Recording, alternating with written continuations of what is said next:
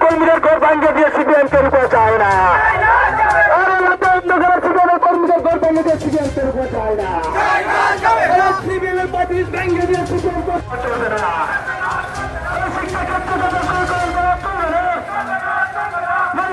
সংগ্রাম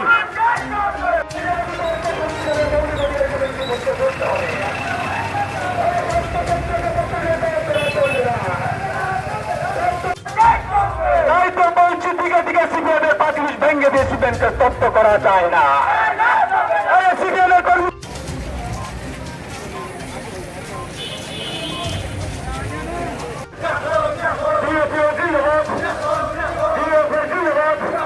পুনরুদ্ধার, শিক্ষা চাই, কাজ চাই এবং সুষ্ঠু সমাজের জন্য গোটা রাজ্যে আমাদের এই প্রোগ্রাম কর্মসূচি চলছে।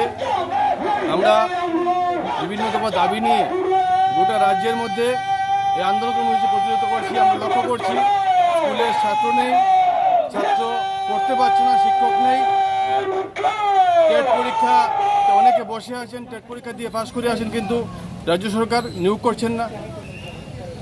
এই যে বিষয়গুলোকে রাজ্য সরকার যাতে একটা সহৃদয় ব্যক্তিত্ব হিসাবে নিজের চোখে দেখে, তার জন্য এবং গোটা রাজ্যে আইনের শাসনকে প্রতিষ্ঠা করার যে লক্ষ্য, সে লক্ষ্যে আমাদের এই আন্দোলন কর্মসূচি গোটা রাজ্যে পরিচালিত হচ্ছে। আজকের দিনে আমরা খোয়াইতে, সোনামুড়াতে এই আন্দোলন কর্মসূচি পরিচালিত করছি।